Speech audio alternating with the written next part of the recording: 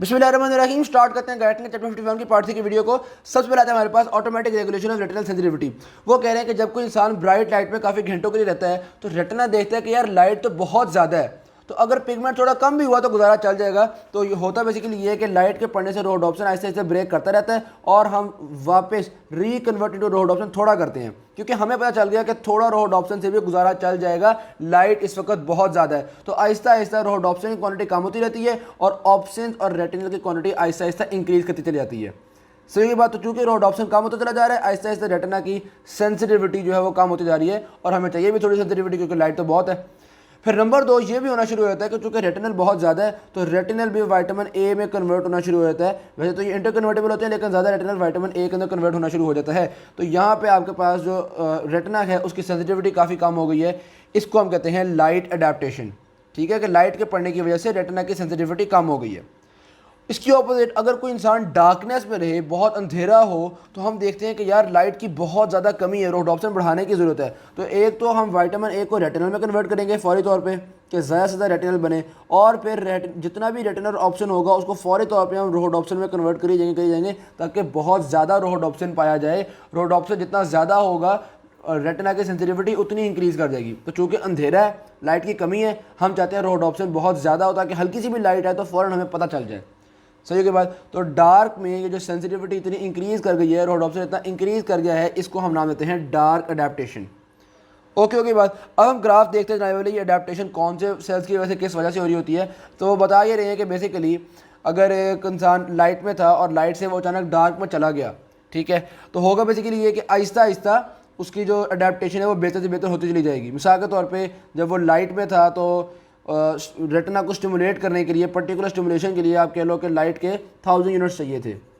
सही हो के बाद तो होगा ये कि अब वो डार्क में आ गए, अब डार्क में तो इतनी लाइट नहीं मिलेगी, तो रेटिना आहिस्ता आहिस्ता अडाप्ट करना शुरू कर देगा। थोड़ी देर बाद इतना अडाप्ट कर जाएगा कि अब सिर्फ 100 यूनिट्स ऑफ लाइट में मिले तो भी गुजारा चल जाएगा। फिर आहिस्ता आहिस्ता मजीद अडाप्ट करता चला जाएगा, हम इतना अडाप्ट कर देगा कि भाई अब सिर्फ 50 यूनिट्स ऑफ लाइट में तो भी काम चल जाएगा। इस तरह अडेप्टेशन जो है वो बेहतर से बेहतर होती चली जाती है और ज़्यादा से ज़्यादा सेंसिटिविटी इसकी इंक्रीज़ करती चली जाती है। यहाँ पे कह रहे हैं कि 1 मिनट में इतनी ज़्यादा सेंसिटिविटी होती है कि अगर लाइट अब 10 टाइम्स कम हो तो भी हम रिस्पॉन्ड कर लेते हैं, और फिर इसी तरह से 20 मिनट्स में और ज़्यादा सेंसिटिविटी बढ़ जाती है। 40 मिनट्स में तो तकरीबन 25,000 टाइम्स सेंसिटिविटी उसकी इंक्रीज़ कर जाती है। फिर ये ग्राफ देखिएगा, इस ग्राफ में वो नीचे यहाँ पे मिनट्स हैं आपके पास और यहाँ पे रेटिनल सेंसिटिविटी है, यानी कि जैसे जैसे आपका टाइम गुजरता जा रहा है, अंधेरे में आप ज़्यादा देर रह रहे हो तो रेटिना की सेंसिटिविटी बढ़ती चली जा रही है। ओके बाद जैसे ही इंसान अंधेरे में जाता है, सबसे पहले कोन्स की अडेप्टेशन की वजह से सेंसिटिविटी होती है। ठीक है, पहले कोन्स अडेप्ट करती हैं और उसके बाद रॉड्स की अडेप्टेशन की वजह होता है। सीधी सी बात है, जो कोन्स का जितना भी मेटाबॉलिज्म होता है वो सारा 4 टाइम्स तेज़ होता है as compared to the rods, तो इसीलिए कोन्स की अडेप्टेशन भी रॉड से ज़्यादा जल्दी हो जाती है। तो फौरी तौर पर जो अडेप्टेशन हो रही है वो कोन्स की वजह से हो रही है और फिर ज़्यादा, लेकिन कोन्स जो है ना वो कम्प्लीटली अडेप्ट नहीं कर पाती। थोड़ा बहुत तो उन्होंने अडेप्ट कर लिया, थोड़ा बहुत तो सेंसिटिविटी को इंक्रीज़ कर लिया, बस उसके बाद वो रुक जाती हैं। फिर रॉड्स जान मारते हैं, यानी कि रॉड्स को टाइम तो लगता है अडेप्ट होने में, लेकिन रॉड्स बहुत ज़्यादा अडेप्ट कर जाते हैं, बहुत डिम लाइट के लिए भी सेंसिटिव इनफ कर देते हैं उसको। ओके बात। रॉड्स क्यों इतना ज़्यादा अडेप्ट कर लेते हैं? एक तो सीधी सी बात है भाई, रॉड्स का काम है डिम लाइट के लिए होता है, रोडोप्सिन वगैरह इनके अंदर पाया जाता है। उसके अलावा रॉड्स के अंदर कन्वर्जेंस का होता है। कन्वर्जेंस का क्या मतलब है कि काफ़ी सारे रॉड्स मिल के एक नर्व फाइबर को स्टिमुलेट करने की कोशिश कर रहे होते हैं। तो जब इतनी कन्वर्जेंस होगी तो यानी कि अगर रॉड्स हल्के हल्के से भी स्टिमुलेट हो गए तो वो अल्टीमेटली एक्शन पोटेंशियल प्रोड्यूस कर ही लेते हैं। इस कन्वर्जेंस को आगे मैं डिटेल से डिस्कस करूंगा, ये डायग्राम मैंने बेसिकली इसी के लिए बनाई हुई है, लेकिन वो आगे जाके हम डिस्कस कर लेंगे। ओके बाद इंशाल्लाह नेक्स्ट पार्ट की वीडियो में डिस्कस करेंगे। अच्छा, ये तो हमने देख लिया रोडोप्सिन को बढ़ा घटा के या इनकी अडेप्टेशन की वजह से हम अडेप्ट कर लेते हैं, लाइट अडेप्टेशन और डार्क अडेप्टेशन। इसके अलावा अडेप्टेशन के कुछ और मैकेनिज्म भी हैं, जैसे कि नंबर 1 प्यूपिलरी साइज़। जब हमारी अंधेरा होता है इर्द गिर्द तो हमारा प्यूपिल डायलेट कर जाता है ताकि आईज़ के अंदर मैक्सिमम लाइट एंटर हो सके और हम चीज़ों को देख सकें। और वेरी सिमिलरली जब रोशनी होती है तो प्यूपिल कंस्ट्रिक्ट कर देता है ताकि थोड़ी सी लाइट एंटर हो और हम देख लें। ऐसा ना हो कि रेटिना ख़राब ही होना शुरू हो जाए ज़्यादा लाइट जाने की वजह से। तो यानी कि प्यूपिल का साइज इंक्रीज भी हो सकता है। एक और काम भी होता है वो है न्यूरल अडेप्टेशन। इसमें बेसिकली क्या होता है कि आपको याद होगा हमने पहले पूरा डिस्कस किया था कि हमारे पास ये पूरा एक रॉड्स कोन और ये पूरी 10 लेयर्स मौजूद होती हैं। ठीक है, तो अगर तो लाइट बहुत ज़्यादा है तो ये जो सारे न्यूरॉन हैं ये थोड़े ढीट हो जाते हैं। जब बहुत ज़्यादा स्टिमुलस मिलते हैं तो ये यानी कि ये थोड़े सिग्नल्स आगे ट्रांसफ़र करते हैं, इनकी सेंसिटिविटी जो वो डिक्रीज़ कर जाती है। और उसके ऑपोजिट अगर लाइट की कमी हो जाए तो इन न्यूरॉन्स की सेंसिटिविटी इंक्रीज़ कर जाती है, ये हल्की सी लाइट पड़ने पर भी बहुत ज़्यादा स्टिमुलस आगे ब्रेन की तरफ भेजते हैं, तो यानी कि न्यूरल अडेप्टेशन भी हो जाती है। अच्छा, ये जो न्यूरल अडेप्टेशन है ना, ये रॉड्स और कोन्स की अडेप्टेशन की निस्बत काफ़ी कम होती है, इससे बहुत मामूली सा फ़र्क पड़ता है, लेकिन ये with in fraction of a second हो जाती है, बहुत रैपिडली होती है। तो हर अडेप्टेशन की अपनी अपनी सिग्निफिकेंस है। अब मिसाल के तौर पे जब आप किसी अंधेरे रूम में जाते हो या आप कह लो कि एक रूम की लाइट ऑफ करते हो, तो आपको जहन में होगा कि यार 1-2 मिनट में कुछ ना कुछ आपको बेहतर नजर आना शुरू हो जाता है। तो रॉड्स तो अडेप्ट करती हैं 10 मिनट बाद, और कोन्स की अडेप्टेशन भी 3-4 मिनट तो ले जाती है। तो इसका मतलब वो जो बिल्कुल स्टार्ट में आपको बेहतर नजर आना शुरू हुआ ना, उसकी रीज़न प्यूपिलरी साइज़ का बड़ा हो जाना और न्यूरल अडेप्टेशन है। सही होगी बात। तो यहाँ पे हमारे पास ये सारी बात हो गई है लाइट अडेप्टेशन की, डार्क अडेप्टेशन की। याद रखिएगा एग्जामिनेशन पॉइंट ऑफ व्यू से ये इंपॉर्टेंट है, तो ये डेफिनेशन कम से कम आपको अच्छी आनी चाहिए, एग्जामिनेशन पॉइंट ऑफ व्यू से ये इंपॉर्टेंट है। ऑलराइट, फिर वो कह रहे हैं value of light and dark adaptation. यहाँ पे वो एक कॉन्सेप्ट डिस्कस कर रहे हैं, वो क्या? देखो, जब भी आप कोई सीनरी देख रहे होते हो ना, उस सीनरी में कुछ डार्क स्पॉट्स भी होते हैं, कुछ लाइट स्पॉट्स भी होते हैं। जिस तरह मिसाल के तौर पे अगर मैं एक रोड पे देख रहा हूँ, तो इस रोड में दिन का वक्त है, ठीक है, तो कई जगह पर तो सूरज पड़ रहा है ना, बिल्कुल ब्राइट जगह है, वो लाइट पड़ रही है, और फिर कुछ छाँव भी है, वहाँ पे थोड़ा सा अंधेरा है, फिर कोई गाड़ी है, गाड़ी के अंदर थोड़ी और कम लाइट है, तो इस तरह के कुछ डार्क स्पॉट्स भी होते हैं। वेरी सिमिलरली अगर मैं एक रात कंसिडर करूँ, मैं रात को एक रोड पर चल रहा हूँ, वहाँ पे स्ट्रीट लाइट्स वगैरह चल रही हैं, अब जिस चीज़ पे लाइट पड़ रही होगी वो चीज़ थोड़ी सी रोशन होगी, और स्ट्रीट लाइट के पीछे जो जगह है, ये शेडो वाली जगह है, वो थोड़ी सी अंधेरा होगा। सही होगी बात। तो अब हमारा जो रेटिना है वो रोशन जगह के हिसाब से अपने आप को एडजस्ट करेगा या अंधेरे जगह के हिसाब से अपने आप को एडजस्ट करेगा? रेटिना तो ये तो अपने आप को एक पर्टिकुलर लाइट के हिसाब से एडजस्ट करा ना, तो रेटिना हमेशा लाइटर एरियाज़ के हिसाब से अपने आप को एडजस्ट करता है, यानी कि रोशन जगहों के हिसाब से अपने आप को एडजस्ट करता है। सही होगी बात। यहाँ पे वो इसकी एग्जांपल दे रहे हैं, वो कह रहे हैं कि एक बंदा है, वो एक सिनेमा से निकला है। अब मैं आपको डार्क स्पॉट बताने एग्जांपल देने के लिए कहता हूँ कि यार एक सिनेमा के एक रूम से निकला है, और जहाँ ये मिसाल के तौर पर यहाँ से निकला है ना, ये सिनेमा के इस दरवाजे से वो बंदा बाहर आया है, बाहर दिन का वक्त है, पूरी धूप है, चल रही है, ये एक और सिनेमा का दरवाज़ा है यहाँ पे। सही बात है, इसके अंदर भी अंधेरा होगा, इसके अंदर भी अंधेरा है। अब ये बंदा पहले अंधेरे में था, जब अंधेरे में था जाहिर सी बात है इसकी डार्क अडेप्टेशन हुई हुई थी, इसका रेटिना जो है वो फुल टाइम सेंसिटिव हुआ था। अब जैसे ही ये बाहर आएगा सूरज में, तो यहाँ पे जहाँ सारी जगह पे सूरज पड़ रही है, सूरज की रोशनी पड़ रही है, वो सारा हो गया लाइट एरिया, और इसकी सीनरी में ये वाला जो दरवाजे के अंदर की जगह ये है डार्क एरिया। फिलहाल तो इसकी आंखें जो हैं वो बहुत सेंसिटिव हुई हुई हैं, तो एक दफ़ा तो इसको डार्क एरिया भी बड़ा सही नज़र आएगा, और सूरज तो खैर बहुत ही ज़्यादा ब्राइट आएगा ना, और वो कहते हैं आंखें चुंधिया जाएंगी, बहुत ज़्यादा रोशनी आंखों में पड़ जाएगी, ठीक है। लेकिन एक जल्दी वो अडेप्ट हो जाएगा। अब अडेप्टेशन हो जाएगी इस सूरज के हिसाब से, लाइट एरिया के हिसाब से अडेप्टेशन हो जाएगी। और अब अगर वो इंसान बाहर खड़ा होकर सिनेमा के अंदर देखो, तो उसको अंदर कुछ भी नज़र नहीं आएगा, खूब अंधेरा नज़र आएगा।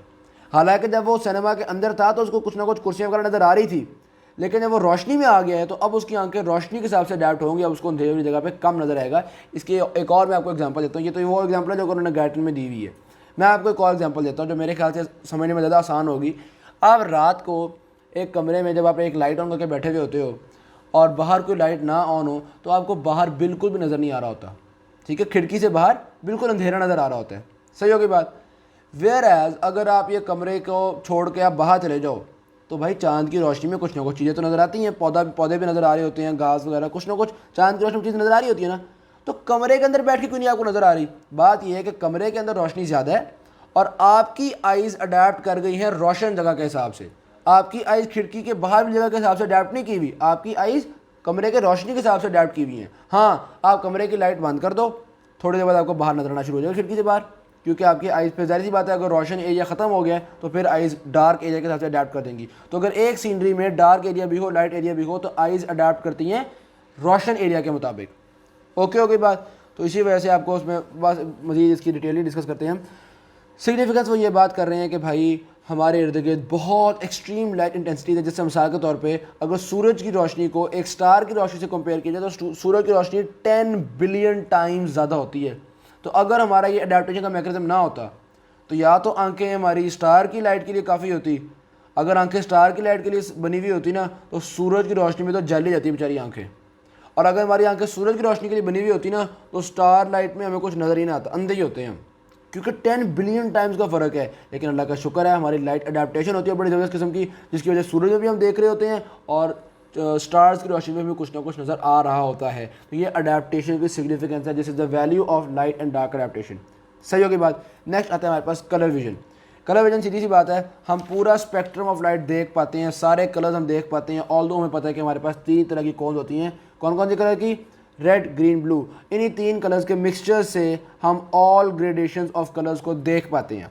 सही होगी बात। और होता बेसिकली क्या है, इन कलर्स को मिक्स करते हैं। वो कह रहे हैं जी spectral sensitivity of 3 types of cones होती हैं। यहाँ पे हमने इस ग्राफ में हमने ये बात डिस्कस की थी कि कौन सी कौन किस वेवलेंथ की लाइट को ज़्यादा एब्जॉर्ब कर रही है। सही होगी बात। अब वो यहाँ पे एक और बात को डिस्कस कर रहे हैं। वो कह रहे हैं कि अगर आप स्पेक्ट्रल सेंसिटिविटीज़ देखेंगे या आप ये देखेंगे, जब ब्लू लाइट पड़ रही है तो ब्लू कौन सबसे ज़्यादा उसको एब्जॉर्ब करती है, जब रेड लाइट पड़ती है तो रेड कौन सबसे ज़्यादा एब्जॉर्ब करती है। तो ये वाली बात और ये वाली बात जो है ये एक दूसरे से कोइंसाइड करिए, यानी कि ये एक ही बात हो गई। तो बात इतनी सी यहाँ इस पैराग्राफ में उन्होंने यही बात की हुई थी, कोई इतना इंपॉर्टेंट मजेदार पैराग्राफ नहीं है। आगे देखते हैं interpretation of colour. Nervous system किस तरह से हिसाब लगाता है ये कौन सा कलर है, इन चीज़ों के मिक्सचर से क्या हिसाब लगाता है। अब वो कह रहे हैं मिसाल के तौर पे ऑरेंज लाइट पड़ रही है। अब ऑरेंज लाइट के पढ़ने में पता क्या होता है, जो रेड कोन ये है ऑरेंज लाइट, उसकी वेवलेंथ उतारने इतनी होती है। अब रेड कोन इस वेवलेंथ पे ऑलमोस्ट 99% स्टिमुलेट हो गई है, यानी जो उसकी मैक्सिमम स्टिमुलेशन थी उसका मैक्सिमम स्टिमुलेट तो नहीं हुई, लेकिन 99% ऑफ द मैक्सिमम स्टिमुलेट हो गई है रेड कोन। ठीक है, अच्छा तो चलो जी रेड कोन जो है वो 99% स्टिमुलेट हो गई, ये हमने लिख दिया रेड कोन 99। फिर अगर हम ये देखें ग्रीन कोन, तो ग्रीन कोन भी तकरीबन 42% स्टिमुलेट हो गई है। ठीक है, यहाँ से देखो ये 50% है ना, 42% तकरीबन ग्रीन कोन भी स्टिमुलेट हो गई है। तो हम कहते हैं 99:42। और ब्लू कोन तो बिल्कुल भी स्टिमुलेट नहीं, क्योंकि ब्लू कोन इस रेंज में आती ही नहीं है। तो ये रेशो होगी 99:42:0। ये देखो 99:42:0। तो ब्रेन को पता है जब भी ये रेशो आएगी ना तो ये होती है ऑरेंज कलर की। सही होगी बात। अब अगर ये 99:43, 44 होना शुरू हो गई तो वो जो भी कलर का डिफरेंस होगा वो हमारा ब्रेन समझ जाता है। सही। अभी सिर्फ आपको एक एग्जाम्पल इस रेशो से वो समझाना चाह रहे हैं। वेरी सिमिलरली अगर ब्लू लाइट हुई तो ब्लू लाइट की क्या रेशो बनेगी, ये ब्लू लाइट है, रेड कोन तो 0 स्टिमुलेट हो रही है, ग्रीन कोन भी 0 स्टिमुलेट हो रही है, और ब्लू कोन 97% स्टिमुलेट हो रही है। तो यहाँ पे रेशो बनेगी आपके पास 0:0:97। तो ब्रेन को पता है जब ये रेशो आती है ना, यानी जब पहले दोनों 0 होती है तो ब्लू लाइट होती है। वेरी सिमिलरली वो बता रहे हैं कि येलो में क्या बन रही है आपके पास, ये भी 83%, ये भी 83% और ये 0%। तो 83:0 येलो में बन रही है। ग्रीन में क्या बन रही है, ग्रीन में तीनों कौन स्टिमुलेट हो रही है। तो यहाँ पे बन रही है जी ये वाली 31% हो रही है, ये वाली 36% हो रही है, 67%। तो 31:67:36। तो ये रेशो बची तो ग्रीन है। तो इस तरह की मुख्तलिफ रेशोज़ को देख के हम हिसाब लगा लेते हैं कि क्या चल रहा है। अच्छा, और वाइट लाइट कब फील होती है, कभी सोचा है आपने? तो वाइट लाइट बेसिकली जब ये तीनों कोन्स बराबर स्टिमुलेट होती है तो वो वाइट लाइट की परसेप्शन हमारे ब्रेन को मिल जाती है, क्योंकि वाइट लाइट में आपको पता है white light is a mixture of all 7 colours. तो वाइट लाइट में ये तीनों कलर्स मौजूद होते हैं, तो इसलिए तीनों कोन्स जो हैं वो बराबर स्टिमुलेट हो जाती हैं। अच्छा, अगर इंसान वाइट लाइट ना हो, सिर्फ इन 3 कलर्स की लाइट एग्जैक्टली एक जितनी इंटेंसिटी की डाल देना आइज़ में, तो हमें ऐसे ही लगेगा कि ये वाइट लाइट है। सही के बाद, क्योंकि जब भी तीनों कोन्स ने एक जितना एक्टिवेट होना है हमें वो वाइट लाइट ही लगेगी। तो आप इलेक्ट्रिकली एक्टिवेट कर दो इनको। सही हो गई बात। नेक्स्ट आते हैं हमारे पास कलर ब्लाइंडनेस। यहाँ पे वो ये बात डिस्कस कर रहे हैं जाने वाली। पहले तो उन्होंने बताया हुआ कि देखो ये ग्रीन से लेकर रेड तक, यानी तकरीबन 525 से लेकर तकरीबन 675 तक, ये वाला स्पेक्ट्रम है ना, इसमें मेनली आपके पास रेड कोन और ग्रीन कोन रोल प्ले कर रही है। अब अगर इन दोनों में से कोई एक कोन बंदे में ना हो तो जाहिर बात है कुछ ना कुछ कलर की अबनॉर्मैलिटीज आ जाएंगी। ख़ास तौर पे अगर इन दोनों में से कोई एक कोन ना होना तो ऐसा इंसान रेड और ग्रीन कलर में डिफ्रेंशिएट नहीं कर पाता। रेड और ग्रीन कलर में डिफ्रेंशिएट करना बड़ा मुश्किल हो जाता है इसके लिए। तो हम कहते हैं इसको हो गई है रेड ग्रीन कलर ब्लाइंडनेस, यानी ऐसी कलर ब्लाइंडनेस होगी जिसमें ये रेड और ग्रीन में कंफ्यूज रहता है। सही होगी बात। अब अगर तो उसकी रेड कोन ख़राब हुई है तो इसको हम नाम देते हैं प्रोटानोप। सही की बात। प्रोटानोप, रेड कोन के ख़राब होने से हमारा ओवरऑल जो स्पेक्ट्रम ऑफ विजन है ना वो भी कम हो जाता है। स्पेक्ट्रम ऑफ विजन का क्या मतलब है भाई, नॉर्मल इंसान 400 या कह लो 375 वेवलेंथ से लेके तकरीबन 675 की वेवलेंथ तक देख सकते हैं। इससे ज़्यादा वेवलेंथ की लाइट हुई तो वो हम कहते हैं अल्ट्रा वायलेट है, वो हमें नज़र नहीं आती। इससे कम वेवलेंथ की लाइट हुई तो वो भी हमें नज़र नहीं आती। इसीलिए आपको एक्सरेज, अल्ट्रासाउंड वेव, सारी वेव नज़र नहीं ना आती, क्योंकि हमारे स्पेक्ट्रम से बाहर की हैं। अब अगर रेड कोन ख़त्म हो गया तो हमारा स्पेक्ट्रम 675 तक नहीं रहेगा, बल्कि सिर्फ 625 तक रहेगा। तो स्पेक्ट्रम इंसान का छोटा हो जाता है अगर वो प्रोटानोप हो, यानी कि रेड कोन ना हो। सही होगी बात। अच्छा, नेक्स्ट देखिएगा। अगर एक इंसान में ग्रीन कोन की कमी हो तो ग्रीन कोन ना होने वालों को हम कहते हैं ये है ड्यूटेरानोप। लेकिन ड्यूटेरानोप्स में स्पेक्ट्रम ख़राब नहीं होता, स्पेक्ट्रम उतने का उतना ही रहता है, क्योंकि स्पेक्ट्रम तो आपके ब्लू कोन और रेड कोन वगैरह की वजह से ना वाइट तो वो कर रहे हैं, तो ये दोनों अभी भी हैं, तो इसलिए स्पेक्ट्रम अभी भी वही सेम रहेगा। लेकिन अलबत्ता रेड ग्रीन कलर ब्लाइंडनेस तो इस इंसान को है। अच्छा, ये जो रेड ग्रीन कलर ब्लाइंडनेस है ना, ये ज़्यादा मेल्स में होती है। इसका मतलब है इसका कुछ ना कुछ जीन से ताल्लुक होगा। हम कहते हैं कि भाई साहब ये एक्स क्रोमोसोम की वजह होती है, क्योंकि आपको पता है फीमेल क्या होती है एक्स एक्स, मेल क्या होता है एक्स वाई। तो कुछ जाहिर सी बात है अगर फीमेल में एक अब नॉर्मल एक्स आ भी गया तो एक तो नॉर्मल है ना, उस नॉर्मल की वजह से उस इंसान के अंदर उस फीमेल के अंदर कौन्स बन जाएंगी। लेकिन अगर मेल में नॉर्मल एक्स आ गया तो मेल में तो एक ही एक्स होता, सॉरी अब नॉर्मल एक्स आ गया तो मेल में तो एक ही एक्स होता है। तो यार ये तो बड़े मसले वाली बात है ना, फिर मेल बेचारा क्या, वो तो बेचारा कलर ब्लाइंड हो ही जाएगा। तो ज़्यादातर मेल्स होते हैं colour blind as compared to females, खासतौर पर रेड ग्रीन कलर ब्लाइंडनेस की बात हो रही है। अच्छा, अब मुझे बताओ ये जो मेल है, इस मेल में ये वाई कहाँ से आया, अपने फादर से, और ये एक्स कहाँ से आया, अपनी मदर से। ज़ाहिर सी बात है मदर से वाई तो नहीं ना आ सकता। तो यकीनी अगर ये मेल बेचारा कलर ब्लाइंड है तो यकीनी बात है कि इसकी जो मदर थी वो मदर कलर ब्लाइंडनेस की कैरियर थी। वो मदर खुद तो ठीक थी क्योंकि उनमें एक नॉर्मल एक्स भी था, लेकिन उस मदर में एक एबनॉर्मल एक्स था। तो इस बंदे को उसकी मदर से आया है।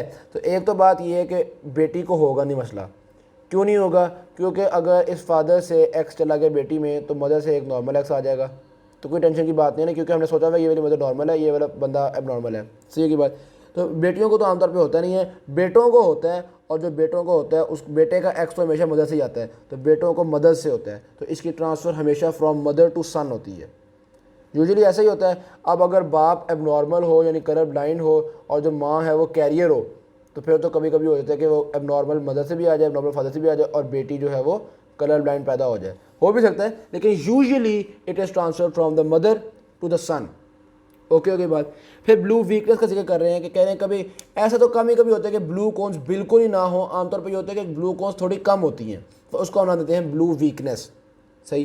फिर कलर टेस्ट चार्ट्स, इस तरह के चार्ट्स होते हैं जिनसे हम चेक करते हैं ये बंदा कलर ब्लाइंड है या नहीं है। जिस तरह जो हमारे पास रेड ग्रीन कलर ब्लाइंड होगा ना, वो इसको 74 नहीं पढ़ सकेगा। क्यों नहीं पढ़ सकेगा? आप देखो ना, जो ये वाली जगह है ना, ये ग्रीन और ये बिल्कुल एक ही टोन है, सिर्फ फ़र्क ये है कि ये ग्रीन की वो वाली टोन है, ये रेड की वो वाली टोन है।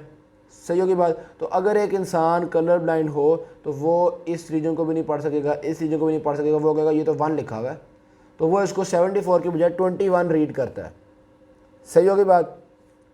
वेरी सिमिलरली ये भी मुख्तलिफ कलर ब्लाइंडनेस को टेस्ट करने के लिए होता है। अब देखो 2 का एक अलग शेड है, 4 का एक अलग शेड है। तो जो ग्रीन कलर ब्लाइंड होगा वो इसको सिर्फ कहेगा इस डब्बे में सिर्फ 4 लिखा हुआ है, उसको 2 इस ब्लैक के साथ एक ही जैसा लगेगा, कहेगा ये 4 लिखा हुआ है बस। ठीक है। और जो रेड कलर ब्लाइंड होता है, ठीक है, उसको ये रेड ब्लैक ये बिल्कुल एक ही जैसे लगते हैं। वो कहता है कि भाई यहाँ पर तो सिर्फ 2 लिखा हुआ है, आप क्या बात कर रहे हो, इस डब्बे में सिर्फ 2 लिखा हुआ है। तो ये इस तरह के चार्ट्स होते हैं कलर ब्लाइंडनेस को टेस्ट करने के लिए। नेक्स्ट आता है neural function of the retina. हमारा जो रेटिना है उसके अंदर बहुत सारे न्यूरॉन्स होते हैं, उन न्यूरॉन्स के क्या क्या फंक्शन होते हैं, बहुत सारे नर्व सेल्स हैं, उनका फंक्शन देखते हैं। 5 तरह के नर्व सेल्स होते हैं। नंबर 1 आते हैं फोटोरिसेप्टर्स। फोटोरिसेप्टर का काम क्या होता है? ये रॉड्स और कोन्स होते हैं ना, ये लाइट को रिसीव करते हैं और लाइट को रिसीव करने पे कुछ ना कुछ इंपल्स जनरेट कर देते हैं। कोई ऐसी मुश्किल चीज़ नहीं है। इनका सिग्नल जाते हैं आउटर प्लेक्सीफॉर्म लेयर में। डन।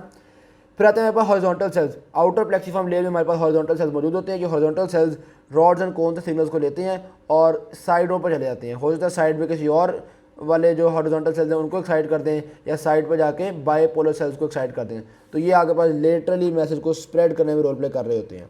फिर आते हैं बायपोलर सेल्स। बायपोलर सेल्स का काम क्या होता है? ये रॉड और कोन से मैसेज को लेके या हॉरिजॉन्टल सेल्स से मैसेज को लेके नीचे ले जाते हैं एमाक्राइन सेल्स की तरफ, या नीचे ले जाते हैं आपके गैंग्लियन सेल्स की तरफ। ये बायपोलर सेल्स का काम है। एमाक्राइन सेल्स का काम क्या होता है? एमाक्राइन सेल्स भी आपके पास हॉरिजॉन्टल सेल्स की तरह इनहिबिशन वगैरह में रोल प्ले कर रहे होते हैं, हॉरिजॉन्टली फैल रहे होते हैं। ये इनर प्लेक्सीफॉर्म लेयर के कंपोनेंट्स होते हैं। और फिर आते हैं ganglion cells. Ganglion sales basically वो सेल्स होते हैं जिनके फाइबर्स अल्टीमेटली आपके ऑप्टिक नर्व के फाइबर्स जनरेट कर रहे होते हैं, यानी कि इसके फाइबर्स जो हैं ये ऊपर तक ब्रेन में जाके, ब्रेन के ऑक्सीपिटल रीजन में जाके मैसेज को लेके जाएंगे। सही है बात। तो ये तो बड़े इंपॉर्टेंट होते हैं। उसके अलावा वो कह रहे हैं एक और टाइप ऑफ सेल्स भी हैं, वो होते हैं इंटरप्लेक्सीफॉर्म सेल्स। एक छठी टाइप है वो है इंटरप्लेक्सीफॉर्म सेल्स। ये इंटरप्लेक्सीफॉर्म सेल्स क्या होते हैं? बेसिकली ये इनहिबिटरी सिग्नल्स भेजते हैं, यानी कि ये प्लेक्सीफॉर्म लेयर से ऊपर जा रहे होते हैं, या मिसाल के तौर पर यहाँ पर सिग्नल है ना, तो यहाँ से वापस इधर जा रहे होते हैं और यहाँ पे इनहिबिटरी सिग्नल्स भेज रहे होते हैं, ताकि ये हॉरिजॉन्टल सेल्स बहुत ज़्यादा पैगाम को फैला फलू ना दें। फिर हमें पता क्या चलेगा कहाँ से सिग्नल आया था, यहाँ से आया था कि यहाँ से आया था, एग्जैक्ट पता नहीं चल पाएगा ना कॉन्ट्रास्ट का। तो एग्जैक्ट कॉन्ट्रास्ट के लिए, जगह को स्पेसिफिक रखने के लिए ये इनहिबिटरी सिग्नल्स भेजते हैं, जिनको हम नाम देते हैं इंटरप्लेक्सीफॉर्म सेल्स। सही के बाद एक प्लेक्सीफॉर्म से दूसरे प्लेक्सीफॉर्म में इनहिबिटरी सिग्नल्स भेज रहे होते हैं ताकि लेटरल स्प्रेड को कंट्रोल किया जा सके। सिंपल बातें हैं। ऑलराइट जी, आगे आता है हमारे पास विजुअल पाथवे जो कि कॉन्स का है, विजुअल पाथवे जो कि रॉड्स का है। यहाँ पे आप देख सकते हैं उन्होंने कुछ विजुअल पाथवे आपके पास डिस्कस किए हुए हैं। अच्छा, ये लेफ्ट साइड पे राइट साइड पे दो तरह के डिस्कस किए हुए हैं। ये जो है ना बेसिकली ये फोविया का है। रेटिना के सेंटर में जो एक रीजन होता है ना राउंड सा, जो बहुत हाई विजुअल एक्विटी का रीजन होता है, तो ये फोविया में बताया हुआ इस तरह का सर्किट होता है। और बाकी जो आपका पेरिफेरी में रेटिना आगे देखिए पूरा रेटिना होता है, उसमें कुछ इस तरह के सर्किट्स मौजूद होते हैं। एक तो बात आपको पता है, फोविया में सिर्फ कोन्स होती हैं, रॉड्स नहीं होते। सही, ये मैंने एक रेटिना ड्रॉ किया हुआ है, इसमें आप देख सकते हैं कि ब्लू वाली सारी कोन्स हैं, ग्रीन वाले सारे रॉड्स हैं। आप देख सकते हैं कि दरमियान में ना ये वाला है फोविया, ये तो फोविया में सारी कोन्स हैं, ठीक है। और बाहर आपके पास रॉड्स भी होते हैं, कोन्स भी होती हैं, लेकिन रॉड्स की निस्बत रॉड्स थोड़े ज़्यादा होते हैं। खैर एनीवेज, फोविया में जो सिर्फ कोन्स होती हैं, तो यहाँ पे दिखाया फोविया में सिर्फ कोन्स हैं। कोन्स आगे मैसेज को लेके आ रही होती है हमारे पास हॉरिजॉन्टल सेल्स के पास और बाइपोलर सेल्स के पास। फिर बाइपोलर सेल्स आगे मैसेज को लेकर जा रहे होते हैं गैंग्लियन सेल्स के पास और एमाक्राइन सेल्स के पास। फिर गैंग्लियन सेल्स जो होते हैं वो अल्टीमेटली आपके नर्व फाइबर में लेकर जा रहे होते हैं। तो आप कह सकते हो कि यहाँ पे मेनली 3 न्यूरॉन्स इन्वॉल्व हैं, रॉड्स एंड कोन्स, या आप कह लो कि photoreceptor cells. Number 2 bipolar, sorry rods तो है नहीं यहाँ पे, सिर्फ cones. Number 1 cones, number 2 bipolar cells, number 3 ganglion cells. Cone का डायरेक्ट बाइपोलर सेल के साथ ताल्लुक है, दरमियान में हॉरिजॉन्टल सेल चाहे मस्तियाँ करते रहे, लेकिन डायरेक्ट ताल्लुक है ना, ठीक है। हॉरिजॉन्टल सेल के बगैर भी गुजारा चल जाएगा। वेरी सिमिलरली बाइपोलर सेल्स का डायरेक्ट गैंग्लियन सेल्स के साथ ताल्लुक है, दरमियान में एमाक्राइन सेल्स मस्ती करते रहते हैं, लेकिन हमारा बारह डायरेक्ट ताल्लुक है। तो जो मेन फंडामेंटल जो रोल प्ले कर रहे हैं, जो सर्किट बना रहे हैं, वो हमारे पास cones, bipolar cells, ganglion cells, ये तो होता है हमारे पास फोविया में। सही होगी बात। बाकी ये जो दूसरा रेटिना होता है उसको यहाँ पर उन्होंने डिस्कस किया हुआ है। आई होप सो मैं कुछ मिस नहीं कर रहा। Conduct the visual. अच्छा जी जनाब वाली, यहाँ पे वो जब बात डिस्कस करें, देखो एक ये हॉरिजॉन्टल सेल है दरमियान वाला, ये जो हॉरिजॉन्टल सेल है ना, ये सिर्फ रॉड से ही मैसेजेस को रिसीव कर रहा है। सही होगी बात। तो जो हॉरिजॉन्टल सेल्स एक्सक्लूसिवली रॉड से मैसेज को रिसीव करते हैं, ये हॉरिजॉन्टल सेल्स आगे जाके, या ये वाले जो बाइपोलर सेल्स हैं, सॉरी बाइपोलर सेल्स मैंने कहना था, जो बाइपोलर सेल्स सिर्फ रॉड से मैसेज को रिसीव करते हैं, ये बाइपोलर सेल्स गैंग्लियन सेल्स तक नहीं पहुँच पाते। ये देख रहे हो, ये एमाक्राइन सेल्स तक पहुंच पाते हैं और एमाक्राइन सेल्स के सहारे ही गैंग्लियन सेल्स तक मैसेज को पहुंचाएंगे। यहाँ भी एमाक्राइन सेल्स तक पहुंच पा रहे हैं। सही है के बाद। तो ट्रूली अगर रॉड्स का ट्रू पाथवे देखा जाए, प्योर रॉड विजन का पाथवे देखा जाए, तो उसमें एमाक्राइन सेल्स पाए जाते हैं। प्योर रॉड विजन में हम कहते हैं कि वाली रॉड्स, उसके बाद बाइपोलर सेल्स, उसके बाद एमाक्राइन सेल्स, उसके बाद गैंग्लियन सेल्स। ठीक होगी बात। लेकिन अब यहाँ पे पेरिफेरी में कौन भी तो मौजूद थी ना, तो ये जिन बायोपोलर सेल्स पे कौन भी लग रही है, रॉड भी लग रही है, लेकिन कोई ना कोई कौन है, वो वाले बायोपोलर सेल्स एमाक्राइन सेल्स के थ्रू भी जा सकते हैं और एमाक्राइन सेल्स के बगैर भी जा सकते हैं। तो यानी पेरिफेरी में भी जहाँ पे आपके पास कौन लग रही होंगी बायोपोलर सेल पे, उनके पाथवे में एमाक्राइन सेल को लाना ज़रूरी नहीं है। यहाँ तो बात क्लियर हो गई। अच्छा ये लाइन में एक बार रीड करें तो समझिएगा। वो कह रहे हैं the neurons and nerve fibres that conduct the visual signals for cone vision are considerably larger than those that conduct the visual signal for the rod vision. यानी कि कौन के मैसेज को लेकर जाने वाले जो फाइबर्स हैं वो ज़्यादा बड़े साइज़ में होते हैं और जो रॉड को जाने वाले हैं वो साइज़ में छोटे हैं। कोई इसमें ऐसा मुश्किल चीज़ नहीं थी। आगे चलते जाने वाली neurotransmitters release by the retinal neurons. Retinal जो न्यूरॉन्स हैं वो कौन से न्यूरोट्रांसमीटर रिलीज़ कर रहे हैं? वो कहते हैं ये जो रॉड्स और कोन्स होते हैं ना, ये तो आमतौर पर ग्लूटामेट को रिलीज़ कर रहे होते हैं। ठीक हो के बाद रॉड्स को तो ग्लूटामेट को रिलीज़ करते हैं।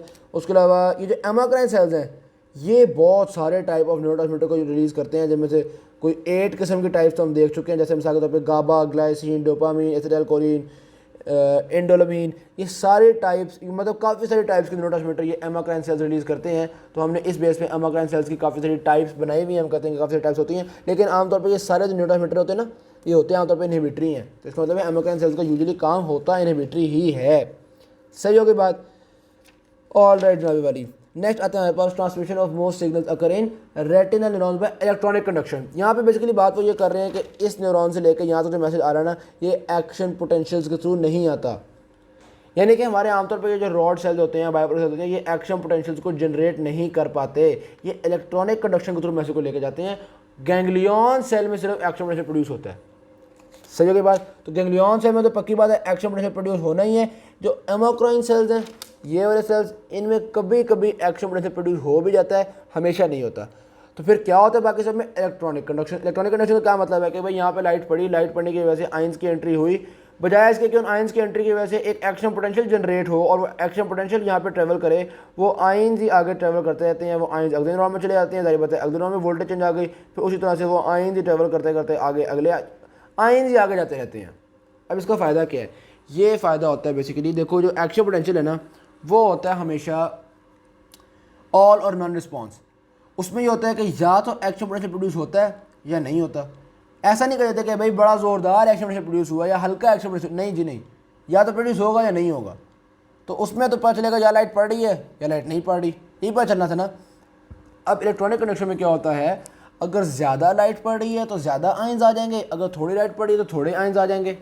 तो हमें यानी कि यहाँ पे ये भी पता चल सकता है, गैंग्लियन सेल्स को ये भी अंदाजा होगा कि भाई लाइट इस वक्त ज़्यादा आ रही है या कम आ रही है। गैंग्लियन सेल्स ने तो एक्शन पोटेंशियल प्रोड्यूस करना ही है, लेकिन बाकी सारे जो वो इलेक्ट्रॉनिक कंडक्शन के थ्रू लेके आते हैं। अगर ज़्यादा लाइट आएगी ज़्यादा कंडक्शन होगी, थोड़ी लाइट आएगी थोड़ी कंडक्शन होगी। कोई ऑल और नॉन रिस्पॉन्स नहीं है कि भी एक्शन पोटेंशियल प्रोड्यूस होगा या एक्शन पोटेंशियल प्रोड्यूस नहीं होगा, वो वाला चक्कर ही नहीं है। आगे गैंग्लियन सेल जब ज़्यादा लाइट आएगी, ज़्यादा कंडक्शन से आयंस पहुंचेंगे तो गैंग्लियन सेल धड़ाधड़ बहुत सारे एक्शन पोटेंशियल ब्रेन को भेज देंगे। थोड़ी लाइट आएगी, थोड़े आयंस पहुंचेंगे यहाँ पे तो गैंग्लियन सेल्स थोड़े एक्शन पोटेंशियल भेज देंगे। लेकिन वो एक्शन पोटेंशियल को बढ़ा घटा तो चलो हम सकते हैं, लेकिन यहाँ पे एक्शन पोटेंशियल वाला चक्कर है ही नहीं। अगर यहाँ पे चक्कर होता ना तो हो सकता है कोई किसी डिम लाइट पे एक्शन पोटेंशियल बन ही नहीं पाता, क्योंकि एक्शन पोटेंशियल के लिए तो एक थ्रेशोल्ड चाहिए होता है आपको, तो वो डिम लाइट हमें नज़र ही नहीं आती।